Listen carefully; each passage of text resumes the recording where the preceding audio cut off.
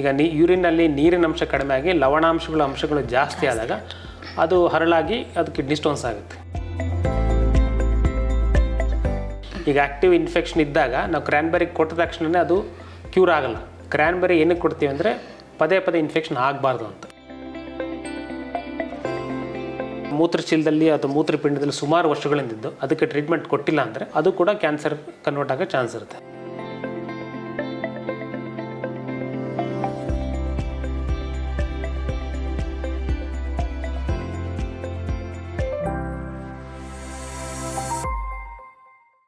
ಎಲ್ರಿಗೂ ನಮಸ್ಕಾರ. Hello doctor ವಿಶೇಷ ಕಾರ್ಯಕ್ರಮಕ್ಕೆ ಸ್ವಾಗತ. ನಾನು ಚೈತನ್ಯ ಕೊಟ್ಟಾರಿ. ಇವತ್ತು ನಮ್ಮ ಜೊತೆ lead consultant urology, kidney transplantation and robotic urology doctor Avinash TS ಇವತ್ತು ನಮ್ಮ ಜೊತೆ ಇದ್ದಾರೆ. ಬನ್ನಿ ಅವ್ರ ಜೊತೆ ಮಾತಾಡೋಣ. ಡಾಕ್ಟರ್, ಇವತ್ತಿನ ಕಾರ್ಯಕ್ರಮಕ್ಕೆ ಸ್ವಾಗತ. ನಮಸ್ಕಾರ. ಹೇಗಿದ್ದೀರಾ? ಚೆನ್ನಾಗಿದ್ದೀನಿ ಡಾಕ್ಟರ್. ಮೊದಲಿಗಾಗಿ ಯಾವ ರೋಗ ಲಕ್ಷಣಗಳು ಅಥವಾ ಬದಲಾವಣೆಗಳು ತಕ್ಷಣದ ವೈದ್ಯಕೀಯ ಸಲಹೆಗಳನ್ನು ಪಡೀಲಿಕ್ಕೆ ನಮಗೆ ಪ್ರೇರೇಪಿಸ್ತದೆ ಅಂತ ಹೇಳಿ. ನೋಡಿ, ಈಗ ಯೂರಾಲಜಿಲಿ ಸಾಮಾನ್ಯವಾಗಿ ಕಂಡು ಬರ್ತಕ್ಕಂಥ ತೊಂದರೆಗಳಂದರೆ ಯೂರಿನ್ ಇನ್ಫೆಕ್ಷನ್, ಮೂತ್ರದಲ್ಲಿ ಸೋಂಕು, ಮತ್ತು ಕಿಡ್ನಿ ಸ್ಟೋನ್ಸ್, ಕಿಡ್ನಿಯಲ್ಲಿ ಕಲ್ಲಾಗೋವಂಥದ್ದು, ಮತ್ತು ಪ್ರೋಸ್ಟೇಟ್ ಎನ್ಲಾರ್ಜ್ಮೆಂಟು, ಮತ್ತು ಕ್ಯಾನ್ಸರ್ಗಳು, ಮತ್ತು ಕಿಡ್ನಿ ವೈಫಲ್ಯತೆ. ಸೊ ಇದರಲ್ಲಿ ಬೇರೆ ಬೇರೆ ಥರದ ಸೂಚನೆಗಳು ಕಂಡು ಬರ್ತದೆ. ಈಗ ಸಾಮಾನ್ಯವಾಗಿ ಮೂತ್ರದಲ್ಲಿ ಸೋಂಕಾದರೆ, ಯೂರಿನ್ ಇನ್ಫೆಕ್ಷನ್ ಆದಾಗ ಉರಿ ಮೂತ್ರ ಆಗುತ್ತೆ, ಮೂತ್ರದಲ್ಲಿ ರಕ್ತ ಕಾಣಿಸ್ಕೊಳ್ಬೋದು, ಪದೇ ಪದೇ ಯೂರಿನ್ಗೆ ಹೋಗುವಂಥ ಪರಿಸ್ಥಿತಿ ಬರ್ತದೆ. ಈಗ ಪ್ರೋಸ್ಟೇಟ್ ಎನ್ಲಾರ್ಜ್ಮೆಂಟ್ ಇದ್ದವ್ರಿಗೆ ತುಂಬ ನಿಧಾನವಾಗಿ ಯೂರಿನ್ ಬರ್ತದೆ, ಯೂರಿನ್ ಮಾಡಲಿಕ್ಕೆ ತುಂಬ ಕಷ್ಟ ಆಗುತ್ತೆ. ಅಂಥವ್ರಿಗೂ ಕೂಡ ಯೂರಿನಲ್ಲಿ ರಕ್ತ ಕಾಣಿಸ್ಕೊಳ್ಬೋದು ಅಥವಾ ಉರಿ ಮೂತ್ರ ಕಾಣಿಸ್ಕೊಳ್ಬೋದು. ಆಮೇಲೆ ಕಿಡ್ನಿ ಕಲ್ಲಿದ್ದವ್ರಿಗೆ ಹೊಟ್ಟೆಯಲ್ಲಿ ನೋವು ಬರ್ತದೆ, ಈ ಪಕ್ಕೆ ಭಾಗ ಅಂತ ಹೇಳ್ತೀವಿ, ಈ ಜಾಗದಲ್ಲಿ ನೋವು ಬರ್ತಕ್ಕಂಥದ್ದು ಸಾಮಾನ್ಯವಾಗಿ ಕಂಡು ಬರ್ತದೆ.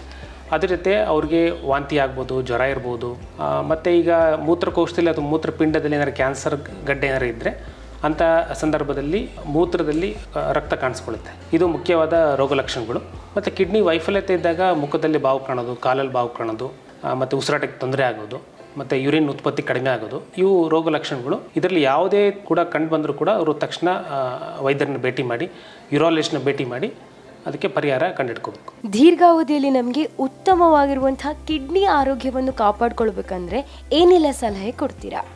ನಾನು ಹೇಳಿದಂಗೆ ಈಗ ಸಾಮಾನ್ಯವಾಗಿ ಕಂಡುಬರ್ತಕ್ಕಂಥ ಎಲ್ಲ ತೊಂದರೆಗಳಿಗೆ ಮುಖ್ಯವಾಗಿ ಇರತಕ್ಕಂಥದ್ದು ಒಂದು ಗುಡ್ ಹೈಡ್ರೇಷನ್ ಅಂತ ಹೇಳ್ತೀವಿ. ಅಂದರೆ ಒಬ್ಬ ಮನುಷ್ಯನಿಗೆ ಒಂದು 24 ಗಂಟೆಯಲ್ಲಿ ಒಂದು 2.5 3 ಲೀಟ್ರಷ್ಟು ನೀರು ಕುಡಿಬೇಕಾಗ್ತದೆ. ಬರೀ ನೀರೇ ಅಂತಲ್ಲ, ನೀರಿನ ಪದಾರ್ಥಗಳು, ಅದು ಎಳ್ನೀರಾಗಿರ್ಬೋದು ಅಥವಾ ಫ್ರೂಟ್ ಜ್ಯೂಸ್ ಆಗಿರ್ಬೋದು, ಈ ಥರದ ಲಿಕ್ವಿಡ್ ಐಟಮ್ಸ್ 2.5 3 ಲೀಟ್ರಷ್ಟು. ಇದು ನಾರ್ಮಲ್ ಆಗಿರ್ತಕ್ಕಂಥ ಒಬ್ಬ ಮನುಷ್ಯನಿಗೆ ಬೇಕಾಗಿರ್ತದೆ. ಕೆಲವರಿಗೆ ಹಾರ್ಟ್ ತೊಂದರೆ ಇದ್ದರೆ, ಲಿವರ್ ತೊಂದರೆ ಇದ್ದರೆ, ಕಿಡ್ನಿ ತೊಂದರೆ ಇಷ್ಟೊಂದು ನೀರು ಕುಡಿಯೋಕ್ಕಾಗಲ್ಲ. ಸೊ ನಾರ್ಮಲಾಗಿ ಆರೋಗ್ಯವಿರ್ತಕ್ಕಂಥ ಮನುಷ್ಯ ಇಷ್ಟು ನೀರು ಕುಡಿದ್ರೆ ಅದನ್ನು ಕಿಡ್ನಿ ಮತ್ತು ಈ ಮೂತ್ರಚೀಲದ ಒಂದು ಆರೋಗ್ಯವನ್ನು ಕಾಪಾಡ್ಕೋಬೋದು.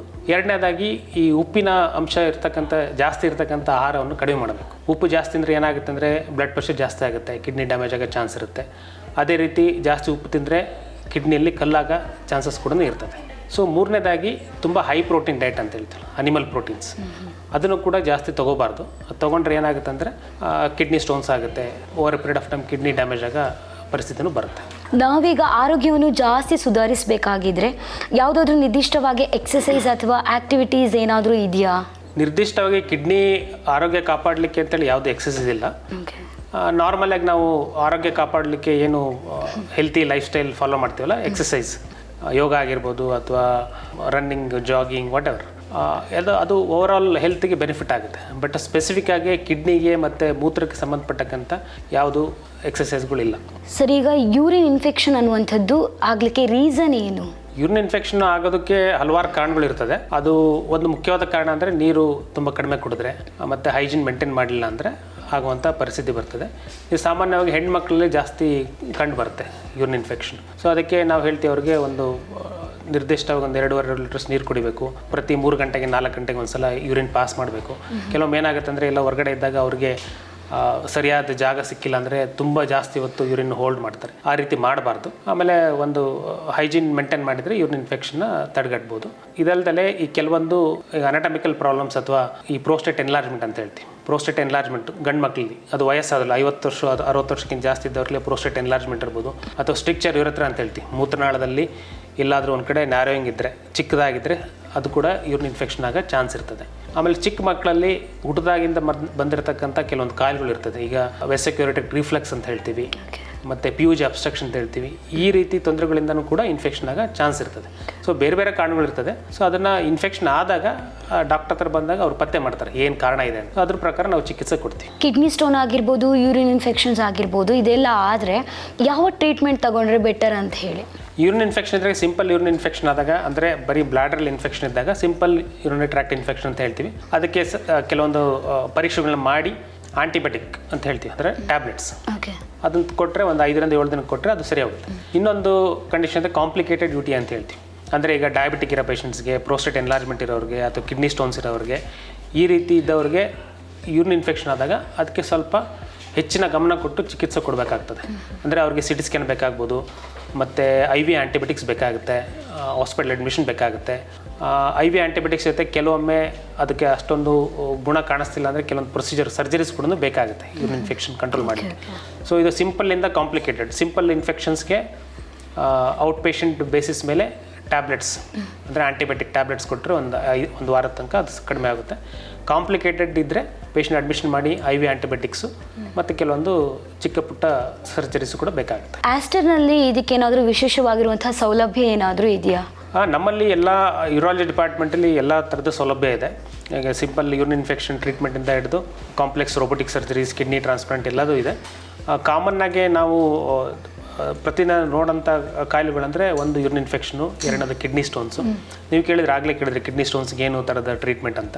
ಸೊ ಕಿಡ್ನಿ ಸ್ಟೋನ್ಸ್ ಈಗ ಪೇಷಂಟ್ ಬಂದಾಗ, ಹೊಟ್ಟೆ ನೋವು ಬಂದಾಗ ಅವ್ರು ಕಿಡ್ನಿ ಸ್ಟೋನ್ ಡಯಾಗ್ನೋಸ್ ಆದರೆ ಅದು ಟ್ರೀಟ್ಮೆಂಟು ಡಿಸೈಡ್ ಮಾಡಲಿಕ್ಕೆ ಹಲವಾರು ನಾವು ಫ್ಯಾಕ್ಟರ್ಸ್ನ ಕನ್ಸಿಡರ್ ಮಾಡ್ತೀವಿ.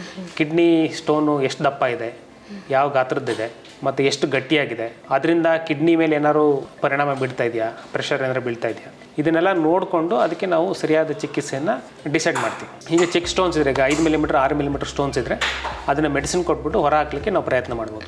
ಈಗ ದೊಡ್ಡ ಗಾತ್ರದ ಸ್ಟೋನ್ ಇದ್ದರೆ, ಈಗ 1 ಸೆಂಟಿಮೀಟ್ರ್ 2 ಸೆಂಟಿಮೀಟರ್ ಸ್ಟೋನ್ ಇದ್ದರೆ ಅದನ್ನು ನಾವು ಶಸ್ತ್ರಚಿಕಿತ್ಸೆ ಮಾಡಿ ತೆಗಿಬೇಕಾಗ್ತದೆ. ಶಸ್ತ್ರಚಿಕಿತ್ಸೆ ಅಂದರೆ ಈಗ ಹಳೆ ಕಾಲದಂಗೆ ಏನು ಇಷ್ಟುದ್ದ ಹೊಟ್ಟೆಲಿ ಕೊಯ್ದುಬಿಟ್ಟು ಒಂದು 15-20 ಹೊಲಿಗೆ ಹಾಕಿ ಮಾಡೋಂಥ ಅವಶ್ಯಕತೆ ಇಲ್ಲ. ಇವಾಗೆಲ್ಲ ಲೇಟೆಸ್ಟ್ ಟೆಕ್ನಾಲಜಿ ಇರೋದ್ರಿಂದ ಎಂಡೋಸ್ಕೋಪಿಕ್ ಲೇಸರ್ ಸರ್ಜರಿ ಅಂತ ಹೇಳ್ತೀವಿ. ಅದರಲ್ಲಿ URS ಇರ್ಬೋದು, RIRS ಇರ್ಬೋದು, ಅಥವಾ PCNL ಅಂತ ಹೇಳ್ತೀವಿ. ವೆರಿ URS RIRS ಅಲ್ಲಿ ದೇಹದಲ್ಲಿ ಒಂದು ಮಾರ್ಕ್ ಕೂಡ, ಒಂದು ಕಲೆನೂ ಕೂಡ ಉಳಿಯೋದಿಲ್ಲ.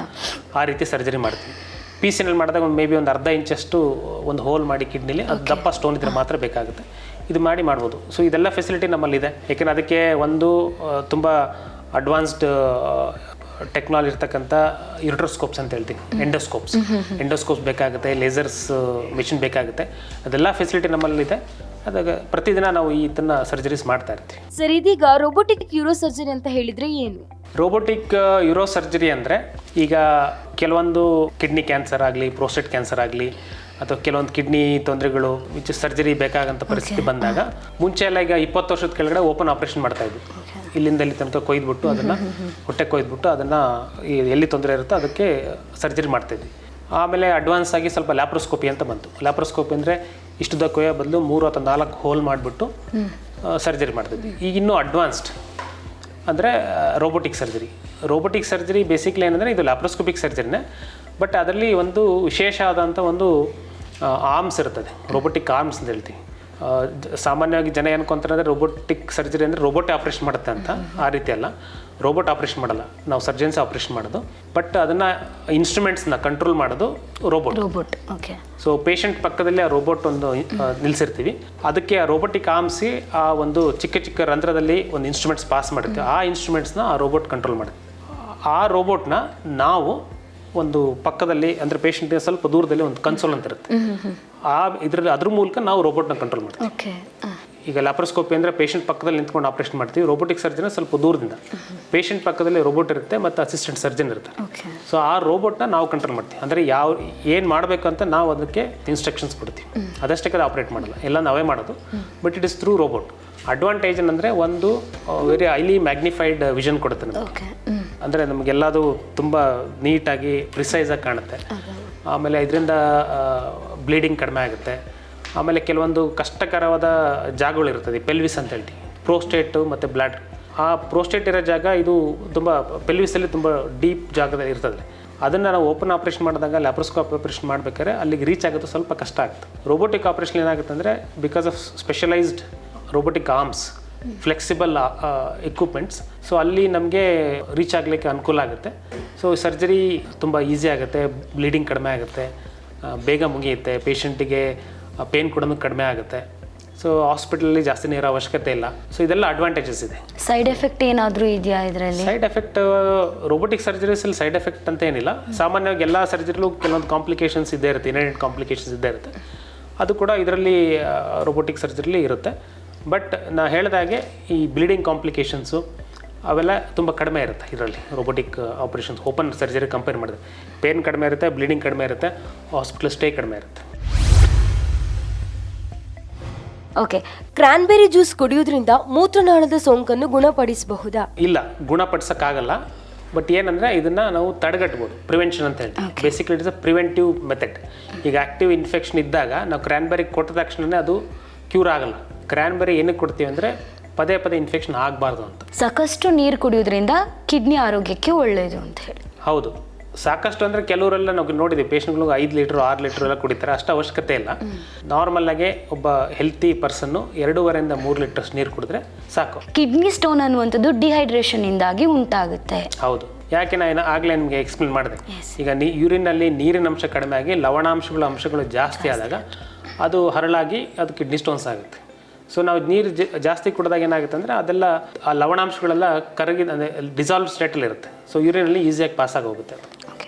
ಪದೇ ಪದೇ ಮೂತ್ರ ವಿಸರ್ಜನೆ ಆಗೋದ್ರಿಂದ ಮೂತ್ರಕೋಶದಲ್ಲಿ ಏನೋ ಸಮಸ್ಯೆ ಇದೆ ಅಂತ ಹೇಳಿ ಅರ್ಥ. ಹೌದು ಹೌದು, ಇದು ಏನಂದರೆ ಪದೇ ಪದೇ ಯೂರಿನ್ ಪಾಸ್ ಮಾಡೋದು ಒಂದು ಏನೋ ತೊಂದರೆ ಇದೆ. ಯಾವ ರೀತಿ ತೊಂದರೆ? ಹಲವಾರು ಕಾರಣಗಳಿಂದ ಪದೇ ಪದೇ ಯೂರಿನ್ ಹೋಗೋ ಪರಿಸ್ಥಿತಿ ಬರ್ಬೋದು. ಒಂದು ಯೂರಿನ್ ಇನ್ಫೆಕ್ಷನ್ ಆಗಿರ್ಬೋದು, ಸಿಸ್ಟೈಟಿಸ್ ಅಂತ ಹೇಳ್ತೀವಿ, ಅವಾಗ ಯೂರಿನ್ ಪದೇ ಪದೇ ಹೋಗ್ಬರ್ತದೆ. ಪ್ರೋಸ್ಟೇಟ್ ಎನ್ಲಾರ್ಜ್ಮೆಂಟ್, ವಯಸ್ಸಾದ ಗಂಡಸರಲ್ಲಿ ಕಂಡು ಬರ್ತದ್ದು. ಅಥವಾ ಮೂತ್ರಚೀಲದಲ್ಲಿ ಏನಾದ್ರು ಸ್ಟೋನ್ಸ್ ಇದ್ದರೆ, ಅಥವಾ ಮೂತ್ರಚೀಲದಲ್ಲಿ ಏನಾದ್ರು ಗಡ್ಡೆಗಳಿದ್ದರೆ, ಮತ್ತು ಮಕ್ಕಳಲ್ಲಿ ಏನಾದ್ರು ಪ್ಯಾಸೇಜಲ್ಲಿ ಮೂತ್ರ ವಿಸರ್ಜನಾ ನಾಳದಲ್ಲಿ ಅಥವಾ ಮೂತ್ರಚೀಲದಲ್ಲಿ ತೊಂದರೆಗಳಿದ್ದರೂ ಕೂಡ ನಾವು ಈ ರೀತಿ ಪದೇ ಪದೇ ಹೋಗೋ ಪರಿಸ್ಥಿತಿ ಬರ್ಬೋದು. ಸೊ ಆ ರೀತಿ ಇದ್ದರೆ ಡಾಕ್ಟರ್ನ ಭೇಟಿ ಮಾಡಿದಾಗ ಅವರು ಕೆಲವೊಂದು ಪರೀಕ್ಷೆಗಳು ಮಾಡಿ ಏನು ತೊಂದರೆ ಇದೆ ಅಂತ ಹೇಳಿ ಖಚಿತಪಡಿಸ್ಕೋಬೋದು. BPH ಅನ್ನೋದು ಪ್ರೋಸ್ಟೇಟ್ ಕ್ಯಾನ್ಸರ್ನ ಸಂಕೇತವಾಗಿದೆ. ಇಲ್ಲ, BPH ಅಂದರೆ it's a benign prostatic enlargement. It's a non cancerous enlargement. Prostate ಎನ್ಲಾರ್ಜ್ಮೆಂಟಲ್ಲಿ ಬೇಸಿಕಲಿ ಪ್ರೋಸ್ಟೇಟ್ ಅಂದರೆ ಮೂತ್ರಚೀಲದ ಕೆಳಭಾಗದಲ್ಲಿ ಒಂದು ಚಿಕ್ಕದು ಗ್ಲ್ಯಾಂಡ್. ಅದು ಎಲ್ಲ ಗಂಡಸರಲ್ಲಿ ಇರ್ತದೆ. ಪೋಸ್ಟ್ ಪ್ಯೂಬರ್ಟಿ ಎಲ್ಲ ಗಂಡಸರಲ್ಲಿ ಇರ್ತದೆ. 50-60 ಇಯರ್ಸ್ ಆದಮೇಲೆ ಅದು ದೇಹದಲ್ಲಿ ಕೆಲವೊಂದು ಚೇಂಜಸ್ ಆಗಿ ದಪ್ಪ ಆಗುತ್ತೆ. ಈ ಪ್ರೋಸ್ಟೇಟ್ ಎನ್ಲಾರ್ಜ್ಮೆಂಟಲ್ಲಿ 2 ಥರದ್ದು ಎನ್ಲಾರ್ಜ್ಮೆಂಟ್ ಇರುತ್ತೆ. ಒಂದು ನಾನ್ ಕ್ಯಾನ್ಸರಸ್ ಎನ್ಲಾರ್ಜ್ಮೆಂಟ್, ಅದಕ್ಕೆ ನಾವು BPH ಅಂತ ಹೇಳ್ತೀವಿ. ಇನ್ನೊಂದು ಎರಡನೇದು ಕ್ಯಾನ್ಸರಸ್ ಎನ್ಲಾರ್ಜ್ಮೆಂಟ್, ಇದಕ್ಕೆ ಪ್ರೋಸ್ಟೇಟ್ ಕ್ಯಾನ್ಸರ್ ಅಂತ ಹೇಳ್ತೀವಿ. ಎರಡು ಬೇರೆ ಬೇರೆ. ಪ್ರೋಸ್ಟೇಟಿಂದನೇ ಬರೋದೆ, ಬಟ್ ಸಾಮಾನ್ಯವಾಗಿ ಕಂಡು ಬರ್ತಕ್ಕಂಥ ತೊಂದರೆ BPH, ನಾನ್ ಕ್ಯಾನ್ಸರಸ್ ಎನ್ಲಾರ್ಜ್ಮೆಂಟ್.